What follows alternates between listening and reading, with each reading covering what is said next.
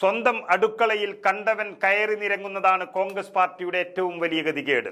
നിലമ്പൂരിലെ കോൺഗ്രസിന്റെ സ്ഥാനാർത്ഥിയെ തീരുമാനിക്കുന്നത് PV അൻവർ ആണ് എന്ന തരത്തിലാണ് കാര്യങ്ങളുടെ പോക്ക്. അൻവറിനെ തടയിടാൻ മുസ്ലിം ലീഗിന്റെ MLA-യും രംഗത്തുണ്ട് എന്നതാണ് പറയുന്നത്. PV അൻവറിന്റെ ഏതെങ്കിലും ഒരു നീക്കം കോൺഗ്രസ് പറഞ്ഞതുപോലെ ആയിട്ടുണ്ടോ? അല്ലെങ്കിൽ മുസ്ലിം ലീഗിന്റെ ഏതെങ്കിലും ഒരു സ്ഥാനാർത്ഥിയെ കോൺഗ്രസ് ഇതുവരെ തീരുമാനിച്ചിട്ടുണ്ടോ? പിന്നെന്തിനാണ് ഈ വിഴുപ്പലകൾക്ക് കോൺഗ്രസ് നേതൃത്വം നിന്നുകൊടുക്കുന്നത് എന്നറിയുന്നില്ല. നിലമ്പൂർ ഉപതെരഞ്ഞെടുപ്പിൽ UDF സ്ഥാനാർത്ഥിയായി DCC പ്രസിഡന്റ് VS ജോയി മതിയെന്നും ഇല്ലെങ്കിൽ തിരിച്ചടി ഉണ്ടാകുമെന്നും പറയുന്നത് PV അൻവർ ആണെന്നാണ് മാധ്യമങ്ങൾ നിരന്തരം നൽകുന്ന വാർത്ത. PV അൻവറിന് പുറമെ മറ്റു ചില സംഘടനകൾക്ക് കൂടി ആര്യാടൻ ഷൗക്കത്തിനോട് എതിർപ്പുണ്ടെന്നാണ് പുതിയ വർത്തമാനം. കഴിഞ്ഞ തവണ ആര്യാടൻ ഷൗക്കത്തിന്റെ എതിർപ്പുണ്ടായിട്ടും UDF സ്ഥാനാർത്ഥി VV പ്രകാശിന് വിജയത്തിന്റെ അടുത്തുവരെ എത്താനായത് ഷൗക്കത്തിനേക്കാളും ജോയിക്ക് അനുകൂല ഘടകമായി ഇന്ന് മാറുന്നു എന്നാണ് പറയുന്നത്. സത്യത്തിൽ ഇതെല്ലാം നിലമ്പൂർ ഉപതെരഞ്ഞെടുപ്പിലെ UDF സ്ഥാനാർത്ഥി നിർണയത്തിൽ PV അൻവർ സമ്മർദ്ദം ശക്തമാക്കിയിരിക്കുന്നു എന്നതിന്റെ ഭാഗമാണ്. ഇങ്ങനെ തങ്ങളുടെ സ്വകാര്യ വിഷയത്തിൽ കണ്ടവനെയെല്ലാം കയറാൻ വിടുന്നതിന്റെ ഫലമായി കഴിച്ചിട്ട് ഇറക്കാനും വയ്യ, മധുരിച്ചിട്ട് തുപ്പാനും വയ്യ എന്ന അവസ്ഥയിലാണ് കോൺഗ്രസ് നേതൃത്വമുള്ളത്.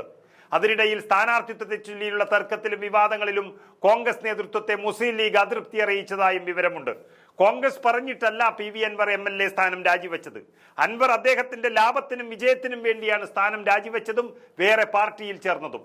LDF പോയി പണി നോക്കാൻ പറഞ്ഞൊരു സാഹചര്യത്തിൽ UDF-ഉം അടങ്ങിയിരിക്കാൻ പറഞ്ഞാൽ PV അൻവർ കേരള രാഷ്ട്രീയത്തിൽ വട്ടപൂജ്യമാകും. അത് പറഞ്ഞു മനസ്സിലാക്കേണ്ടുന്ന ഈ സമയത്ത് അൻവറിന്റെ ചൊൽപ്പടിക്ക് നിൽക്കാൻ വെമ്പൽ കൊള്ളുകയാണ് പല കോൺഗ്രസ് നേതാക്കളും. അതുമാത്രമല്ല, നിലമ്പൂരിലെ വിഷയം വഷളായിട്ടുണ്ടെങ്കിൽ ഈ വിവാദങ്ങളിലെല്ലാം അൻവർ മാത്രമല്ല, അതിന് ഏറ്റവും വലിയ രണ്ടു കാരണക്കാരുണ്ട്. ഒന്ന് DCC അധ്യക്ഷൻ VS ജോയിയും മറ്റൊന്ന് KPCC ജനറൽ സെക്രട്ടറി ആര്യാടൻ ഷൗക്കത്തുമാണത്. നിങ്ങളെടുത്ത് ആരെങ്കിലും പറഞ്ഞിരുന്നോ നിലമ്പൂർ നിങ്ങളുടെ തറവാട്ട് വകയാണ് എന്നുള്ളത്? KPCC-യുടെ നിർദ്ദേശപ്രകാരം AICC തീരുമാനം അറിയിച്ചാൽ അതുപോലെ സ്ഥാനാർത്ഥിയെ തീരുമാനിക്കുന്നതായിരുന്നില്ലേ പതിവ്?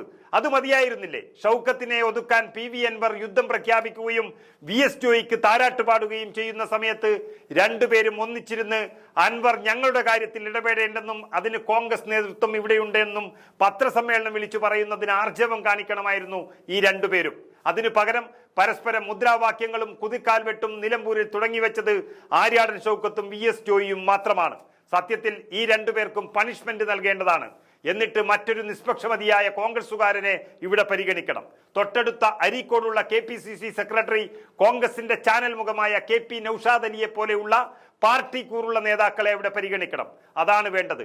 അല്ലെങ്കിൽ വരാനിരിക്കുന്ന പ്രധാനപ്പെട്ട തെരഞ്ഞെടുപ്പുകളിലെല്ലാം ഇതുപോലെയുള്ളവർ പാർട്ടിക്ക് ഒരു ശാപമായി മാറും. ഒരു കാര്യം കോൺഗ്രസ് നേതൃത്വം ഓർക്കുന്നത് നല്ലതാണ്.